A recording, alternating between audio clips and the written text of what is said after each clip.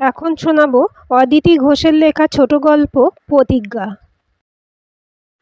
Next. নিজের চেম্বারে বসে ডাক দিলেন ডক্টর অরিন্দম সেন। সঙ্গে সঙ্গে অ্যাসিস্ট্যান্ট রনিত পাঠিয়ে দিল পরবর্তী পেশেন্টকে। ভারী পর্দা ঠেলে ভেতরে ঢুকলেন ভারিক্কি চেহারার বছর 55-56 এক ভদ্রমহিলা। চুলে কলপ করা থাকলেও বয়সটা আন্দাজ করা যাচ্ছে মুখায়ব দেখে। ভদ্রমহিলার পরনে স্কাই ব্লু কালারের রুচিশীল একটা সিল্ক শাড়ি, চোখে মোটা কালো ফ্রেমে চশমা, বাঁ হাতে বড় ডায়ালের রিস্ট ওয়াচ, ডান হাতে বালা, কাঁধে একটা ছোট ভ্যানিটি ব্যাগ। এক নজরে তাকিয়ে ডক্টর অরিন্দম বললেন, বসুন। ভদ্রমহিলা সামনের চেয়ারে বসতে বসতে বললেন, ইফ ইউ ডোন্ট মাইন্ড, একটা কথা জিজ্ঞাসা করতে পারি? ডক্টর সেন গম্ভীর গলায় বললেন, বলুন। কথাটা জানতে বড় ইচ্ছে করছে। আপনার বাড়ি কি কলকাতাতেই? আসলে আপনার মুখটা ভীষণ চেনা চেনা লাগছে। প্রখ্যাত কার্ডিওলজিস্ট ডক্টর সেন মৃদু হাসলেন। হ্যাঁ, আমি কলকাতাতেই থাকি। এই পৃথিবীতে অসংখ্য মানুষ, তাদের কারোর সঙ্গে কারোর মিল থাকতেই পারে, সেই রকমই হয়তো হয়েছে। যাই হোক, আপনি আপনার সমস্যাটা বলুন। 18 বছর আগে দেখা হলো। ভদ্রমহিলাকে চিনতে ভুল হয়নি অরিন্দমেরও। এই সেই মানুষ যা তীক্ষ্ণ বাক্যবান একদিন বিদ্ধ করেছিল অরিন্দমের কিশোর মনকে। তবু তা গোপন করে রোগিণীকে দেখায় মন দিলেন। প্রেসক্রিপশন টেনে নিয়ে লিখতে লাগলেন পেশেন্টের নাম, বয়স, তারপর আবার জানতে চাইলেন সমস্যার কথা। মিসেস তরুলতা রায় বললেন, ইদানিং আমার হঠাৎ হঠাৎ ভীষণ বুক ধড়ফড় করে। একটু জোরে কোনো আওয়াজ শুনলে বা কোনো কিছু নিয়ে বেশি চিন্তা করলে এত বুক ধড়ফড় করে যে মনে হয় যেন হার্ট ফেল করবে। ডক্টর সেন বললেন, কী নিয়ে আপনি এত বেশি চিন্তা করেন মিসেস রায়? আসলে বছর 2 আগে ম্যাসিভ হার্ট অ্যাটাক হয়ে আমার হাজব্যান্ড মারা যান। তারপর থেকেই আমার সমস্যাটা শুরু হয়েছে। আপনি কি বাড়িতে একাই থাকেন? না, আমার মেয়ে থাকে আমার সঙ্গে। ও অফিসে গেছে, তাই আমি একাই এলাম। আমার একটা বড় মানসিক সমস্যার কারণ হলো আমার মেয়ে। জানেন ডাক্তারবাবু, আমার কারণে মেয়েটা খুব কষ্ট পেয়েছে জীবনে। তাই আমার মধ্যে একটা অপরাধবোধ কাজ করে সব সময়। এর থেকে মুক্ত হতে পারছি না। মিসেস রায়, আপনি এই ব্যাপারে কোনো সাইকিয়াট্রিস্টের সঙ্গে আলোচনা করবেন। কথা বলতে বলতে স্টেথো হাতে তুলে নিলেন ডক্টর সেন। তরুলতাকে ভালো করে পরীক্ষা করে বললেন, ঠিক আছে, এখন আপনি পাশের রুমে যান, আপনার একটা ইসিজি করতে হবে। তরুলতা পাশের রুমে চলে গেলেন ইসিজি করার জন্য। ডক্টর সেন ডাক দিলেন নেক্সট পেশেন্টকে।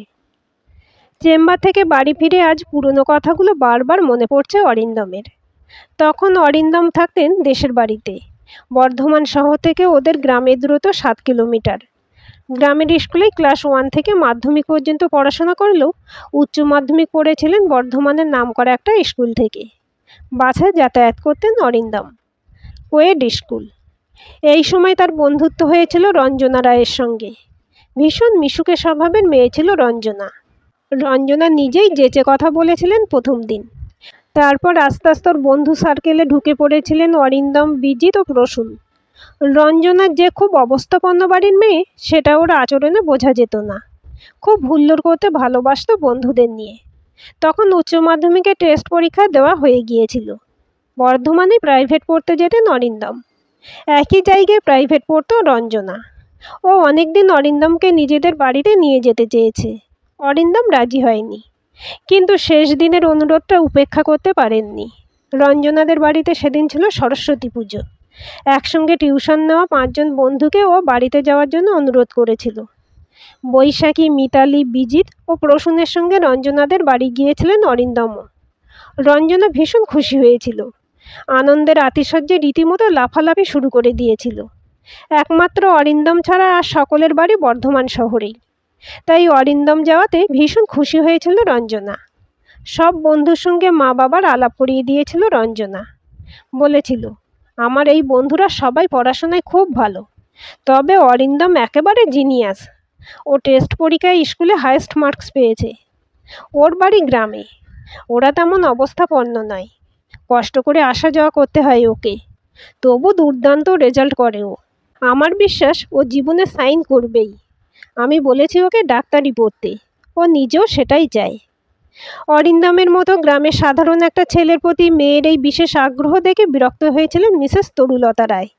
তাই উপেক্ষা করতে ব্যঙ্গের হাসি হেসে বলেছিলেন, বাব্বা রঞ্জা, তুমি এখনই এত কিছু ভেবে ফেলেছ তোমার বিশেষ বন্ধুকে নিয়ে? একেবারে ডাক্তারি পড়ার পরামর্শ দিয়ে ফেলেছ।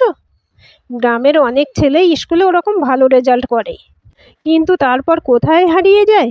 অন্তত সবাইকার পক্ষে ডাক্তারি হওয়া সম্ভব হয় না। রঞ্জনা বলেছিল, আমি জানি ওরই তাদের থেকে আলাদা, আমি জানি ও পারবে। রঞ্জনার কথায় অস্বস্তি হচ্ছিল অরিন্দমের। মনে হচ্ছিল অরিন্দমের বেশি প্রশংসা করতে গিয়ে নিজের দুর্বলতা প্রকাশ করে ফেলেছিল রঞ্জনা। ব্যাপারটা হয়তো দৃষ্টি এড়ায়নি তরুলতা রায়ের। উনি বিরক্ত গলায় বলেছিলেন, তুমি তো দেখছি ভবিষ্যৎদ্রষ্টা হয়ে গেছো। অন্যের চিন্তা ছেড়ে নিজের কথা ভাবো। মনে রেখো, ডাক্তার তোমাকে হতেই হবে। একটু থেমে অরিন্দমের দিকে তাকিয়ে বলেছিলেন, জানো অরিন্দম, আমার মেয়ে একটু বোকা।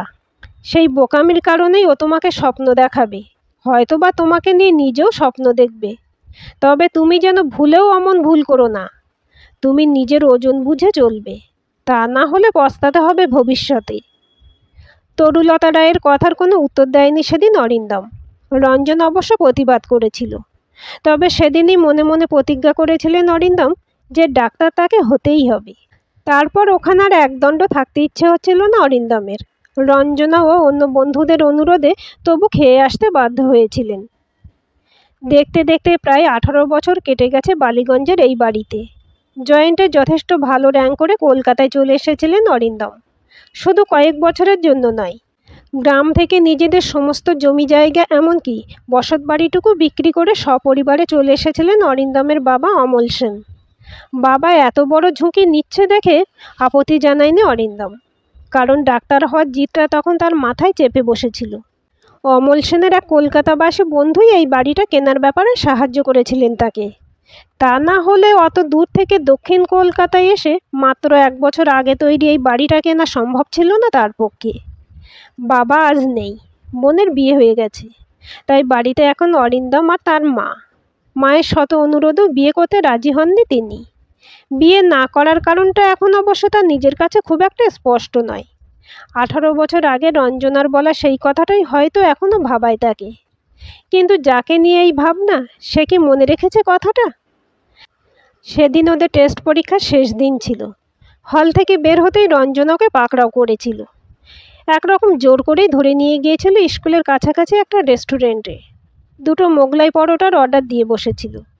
হঠাৎ অরিন্দমের হাতটা চেপে ধরে বলেছিল, তোকে একটা কথা বলবো, তুই বিশ্বাস করবি? অরিন্দম বলেছিলেন, কি কথা? রঞ্জনা কোনো সংকোচ না করে বলেছিল, আমি তোকে খুব ভালোবাসি ওরি। আমার ইচ্ছা আমরা দুজনেই ডাক্তার হব, তারপর আমরা দুজনে বিয়ে করব। বিশ্বাস কর, এটা আমার অন্তরের কথা। অরিন্দম আটকানো গলায় বলেছিলেন, এসব তুই কী বলছিস রঞ্জনা? এও কি সম্ভব নাকি? কোথায় তুই আর কোথায় আমি? রঞ্জনা গলায় জোর এনে বলেছিল, অবশ্যই সম্ভব। আমি একদিন ঠিক তোকেই বিয়ে করব, আর তা যদি না হয় তাহলে জীবনে বিয়েই করব না। এরকম ভয়ানক কথাটা শুনে এতটাই ঘাবড়ে গিয়েছিলেন অরিন্দম যে মোগলাই পরোটার মতো খাবারও গলা দিয়ে নামছিল না।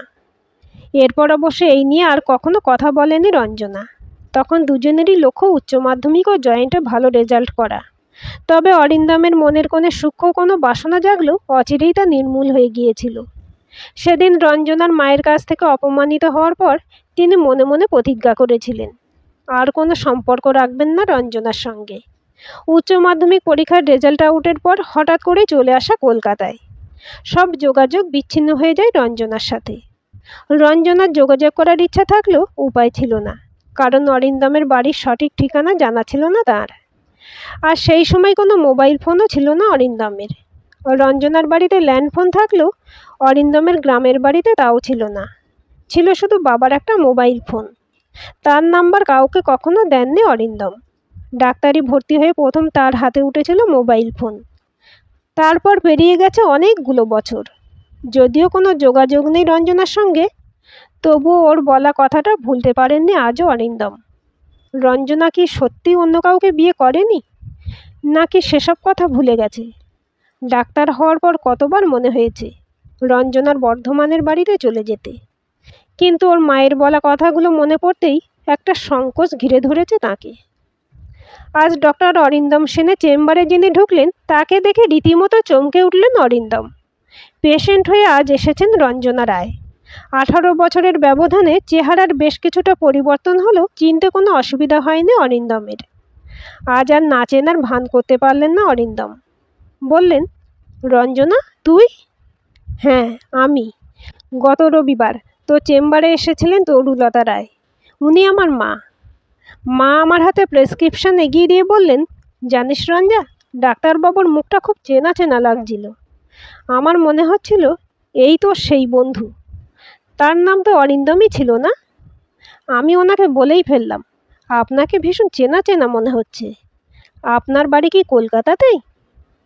উনি বললেন, হ্যাঁ আমি কলকাতারই বাসিন্দা। এত বড় পৃথিবীতে অসংখ্য মানুষ, সেখানে কারোর সাথে কারোর মিল থাকতেই পারে। আর কোনো কথা না বলে উনি আমাকে দেখলেন, পরে আবার ইসিজি রিপোর্ট দেখে বললেন, তেমন ভয়ের কিছু নেই, এবার আপনি আসুন।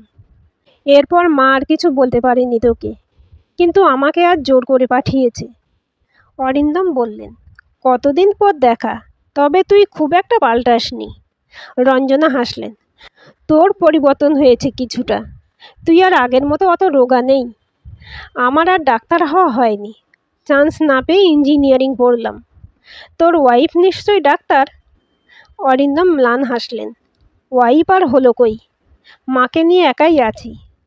রঞ্জনা তাড়াতাড়ি অরিন্দমের হাতটা চেপে ধরলেন, সত্যি বলছিস? আমিও তোরই মতো আজও একাই আছি।